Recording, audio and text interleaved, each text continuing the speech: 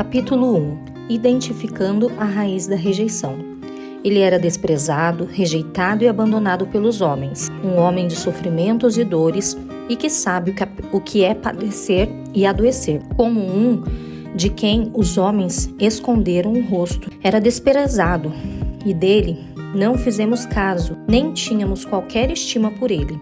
Isaías 53, 3. Muitas pessoas no mundo de hoje estão tentando provar o seu valor por subir a escada do sucesso. Elas parecem pensar que apenas conseguirem uma promoção no trabalho, uma casa maior, o carro do ano, se puderem participar dos círculos sociais corretos, então finalmente terão valor e ganharão aceitação. Como é triste ver pessoas envolvidas em perseguir tais práticas inúteis, sem nunca perceberem que a única coisa que realmente precisam é do amor de Jesus Cristo.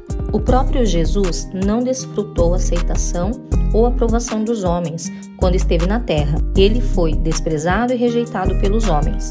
Jesus enfrentou todas essas coisas e muito mais para que pudesse nos libertar da rejeição. Em minha busca pessoal por libertação da raiz de rejeição, vim perceber que toda a rejeição que Jesus enfrentou durante sua vida na terra e em sua agonizante morte na cruz foi em nosso benefício. Jesus não tinha problema. Ele era um homem sem pecado. Ele não tinha de enfrentar aquela rejeição por sua própria causa. Não é que tínhamos problemas.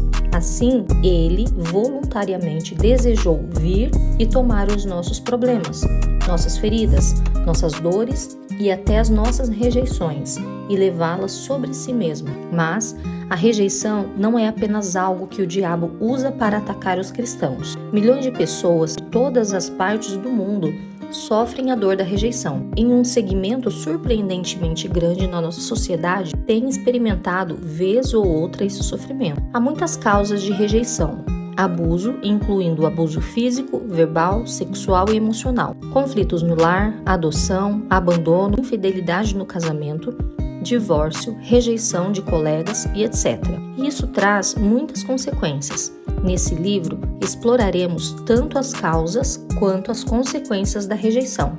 À medida que examinamos o que a Bíblia diz sobre vencer a rejeição por meio da obra consumada de Cristo na cruz, creio que muitos serão livres. Um curioso denominador comum. O famoso médico e conselheiro cristão Paul Turner, em seu livro Creative Surfing, fez várias observações interessantes sobre privação emocional. Paul relata o fato impressionante de que uma parcela expressiva dos maiores líderes do mundo tinha algo em comum. Todos compartilharam a experiência de terem sido órfãos. E para minha surpresa, alguns desses grandes empreendedores foram vítimas de abusos e outros severamente maltratados. Isso é confirmado em vários estudos sobre grandes realizadores. Escreve Turner, daqueles que se tornaram notáveis empreendedores, 75% sofreram sérias carências emocionais ou dificuldades na infância. Pelo fato de se sentirem tão indignos interiormente, esforçaram-se até a morte tentando obter algum valor. E como resultado disso, muitos deles se tornaram bem-sucedidos. Um livro chamado The Hidden Price of the Greatness, que relata a história de muitos grandes homens e mulheres de Deus que foram usados por ele de forma poderosa no passado. Podemos aprender algumas verdades grandiosas ao observar a vida desses indivíduos. O livro explica como uma infância sofrida frequentemente estabelece uma ponte para uma vida de conflitos. Por exemplo, o pai de David morreu quando ele tinha apenas 8 anos. Sua mãe morreu quando ele tinha 14.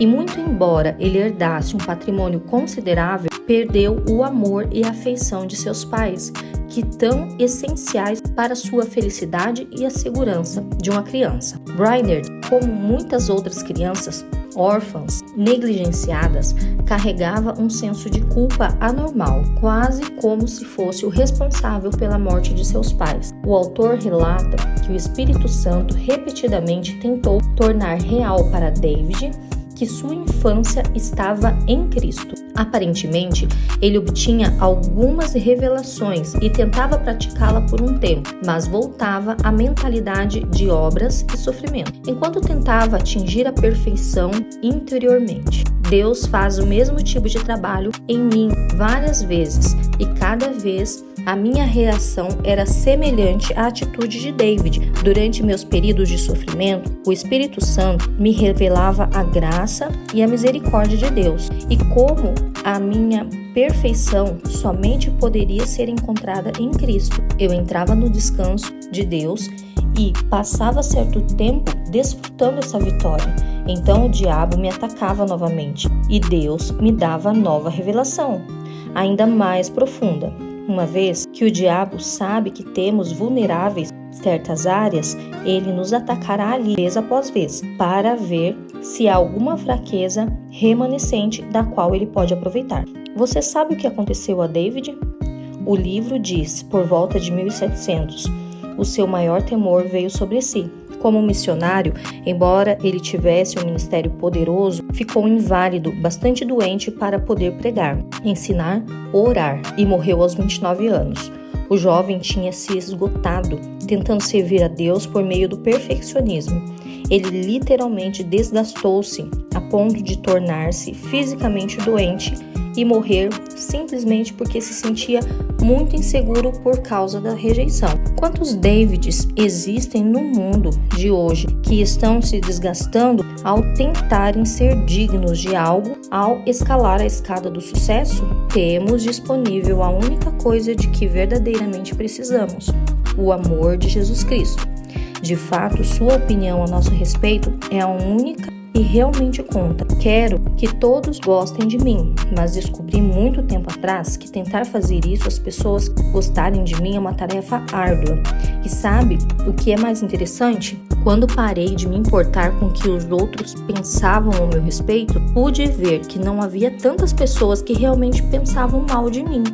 Percebi que o diabo colocava pessoas que não gostavam de mim por perto na mesma proporção em que eu me importava com isso. Quando desisti de me preocupar com tais pessoas, simplesmente desapareceram. A rejeição e a cruz. Jesus, um homem que compreendia o que era sofrer e sentir dores, foi rejeitado e desprezado. Quando você experimenta a dor da rejeição, pode identificar-se com Jesus e obter força e cura por intermédio dele. A rejeição é uma das armas favoritas que Satanás usa contra as pessoas. Ele não espera muito para começar a plantar sementes de rejeição. Ele pode ter trabalhado em sua vida por anos. Talvez a Satanás tenha até plantado essa semente enquanto estava no ventre da sua mãe. Sementes que o levaram a sentir-se sem valor e indesejado. O diabo é um mentiroso. Este livro o ajudará a renovar a sua mente de acordo com a palavra de Deus. Deus diz que você é precioso. Ele o escolheu e derrotou o diabo por você. Acredite no que Deus diz ao seu respeito e não naquilo que as pessoas ou o diabo dizem. Embora você possa ter sido rejeitado por outros e mesmo que ainda hoje as pessoas possam rejeitá-lo, ocasionalmente pode ser liberto do poder da rejeição. A rejeição pode estar aí, mas não há poder que possa afetá-lo se você crer apenas no Deus que diz e nada mais. A rejeição não tem poder sobre a minha vida agora, porque sei quem sou em Cristo. Conheço o meu valor. Sei que meu valor não está naquilo que alguém pensa ao meu respeito, mas naquilo que sei que sou. Eu sou aceita no amado. Se Deus é por mim, quem será contra mim? Uma semente, uma raiz, uma árvore. A rejeição começa quando uma semente plantada em nossa vida por meio de vários fatos que nos acontecem. O diabo não quer apenas plantar uma semente da rejeição, mas quer plantá-la bem profundamente para que ela desenvolva uma raiz que crescerá muito e gerará outras pequenas raízes ligadas a ela. Finalmente, essas raízes se tornarão uma árvore. Deus disse que seu povo deveria se tornar como árvores de justiça. Isaías 61:3. Aquilo em que você estiver enraizado determinará o fruto em sua vida. Se você estiver enraizado na rejeição do abuso, na vergonha, na culpa ou em uma autoimagem pobre, se estiver enraizado no pensamento, há algo errado comigo, então todos esses problemas começarão a se desenvolver em sua vida. Você começa a pensar, bem, o meu eu real não é aceitável. Assim, preciso produzir um eu falso. Você pode realmente rejeitar-se, porque alguém mais o rejeitou, e então se torna cheio de confusão e tormento interior. A sua árvore começa a carregar frutos ruins da depressão ou do negativismo, da falta de autoconfiança, da ira, da hostilidade, do espírito controlador, da crítica, do melindre, do ódio e da autopiedade. Raízes determinam frutos. Frutos podres vêm de raízes podres e frutos bons vêm de raízes boas. Se você está enraizado na aceitação e no amor, então desenvolverá boas coisas em sua vida. Coisas como domínio próprio, mansidão, fidelidade, bondade, benignidade, paciência, paz, alegria e amor. Vim de um passado de abusos. Experimentei uma rejeição não apenas de uma fonte, mas de várias. Então fui salva e comecei a viver uma vida cristã, indo à igreja e tentando caminhar com Deus. Eu ouvia boas mensagens sobre como me comportar como cristã e precisava de cada uma delas porque eu tinha muitos problemas. Como eu era determinada, voltava para casa e tentava colocar tudo isso em prática. Eu podia até obter certo nível de controle, pelo menos por um tempo, sobre alguns dos problemas que as mensagens abordavam, mas, infalivelmente, quando obtinha controle em algumas áreas, o fruto ruim da rejeição simplesmente brotava em outro lugar. Por anos e anos, lutei como crente tentando ser boa, fazer as coisas direito, tornar meu comportamento aceitável. Em particular, tive um tempo muito difícil tentando me relacionar com os outros. Se você tem uma raiz de rejeição em sua vida, essa rejeição certamente brotará em seus relacionamentos. Ela aparecerá de muitas formas, mas certamente aparecerá. Durante esse período, eu amava a Deus, era nascida de novo e cria que iria para o céu quando morresse, mas nunca desfrutava uma vitória duradoura em minha vida. Comecei a descobrir que precisava seriamente de uma revelação do quanto Deus me amava. Somente quando comecei a perceber o quanto Deus me amava, comecei a me sentir bem. Descobri que leva tempo para se recuperar da rejeição. A Bíblia ensina que somos desarraigados e então enxertados. Não somente somos enxertados, mas somos arraigados e firmados no amor de Deus. Temos de ser arraigados e firmados em Jesus Cristo. Em cada momento que você ouvir a palavra de Deus, se prestar atenção e fizer com que Deus lhe diz, obterá um pouco mais de cura. À medida que continuar a ouvir a palavra, será continuamente curado pouco a pouco. Torne-se um bom estudante da palavra e deixe Deus fazê-lo conhecer a plenitude da herança que Jesus morreu para lhe dar. O que está contido nessa herança?